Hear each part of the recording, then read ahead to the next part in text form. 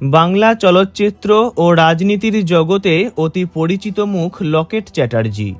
নাচের মাধ্যমে নিজের কেরিয়ার শুরু করেন তিনি। তারপর পা রাখেন অভিনয় জগতে।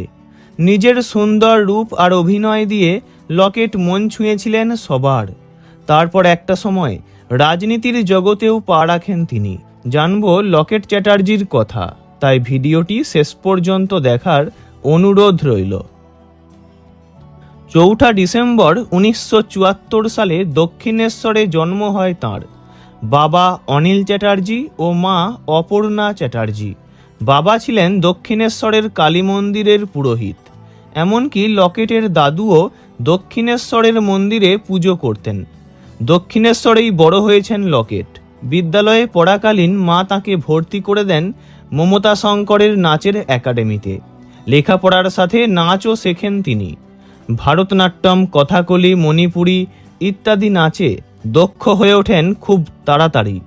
মমতা শঙ্করের সঙ্গে অল্প বয়স থেকেই নাচের অনুষ্ঠান করতে থাকেন বিভিন্ন জায়গায়। ক্লাস 8-এ পড়াকালীন নাচের অনুষ্ঠান করতে বিদেশেও পাড়ি দেন তিনি। তাঁর বোন মালা চ্যাটার্জিও তাঁর সঙ্গে নাচে দক্ষ হয়ে উঠেছিলেন।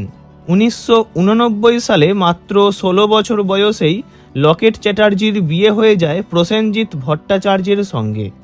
বিয়ের পর যোগমায়া দেবী কলেজ থেকে স্নাতক হন এবং তারপর কলকাতা বিশ্ববিদ্যালয় থেকে লেখাপড়া করেছেন। এক সন্তানেরও জন্ম দেন লকেট। তার ছেলে এখন বড় হয়ে গিয়েছে। মা অন্তঃপ্রাণ ছেলের। স্বামীও ছেলেকে নিয়ে সংসার জীবনে ব্যস্ত লকেটের অভিনয় জগতে আগমন হঠাৎ করেই। 2002 সালে একটু ছোঁয়া নামক বাংলা ছবিতে তাঁর প্রথম অভিনয়। নায়ক ছিলেন যিশু সেনগুপ্ত। যিশু লকেটের অভিনয় পছন্দ হয় দর্শকের।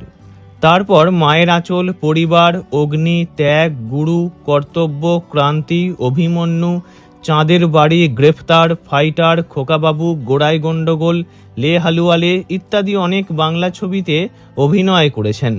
তবে লকেট চ্যাটার্জি রাজনীতিতে নামার পর থেকেই অভিনয় করা একেবারে কমিয়ে দিয়েছেন। একটু আধটু অভিনয় করলেও এখন সক্রিয়ভাবে রাজনীতির সঙ্গেই যুক্ত তিনি।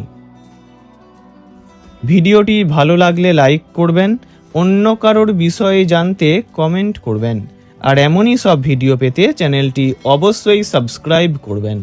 ধন্যবাদ।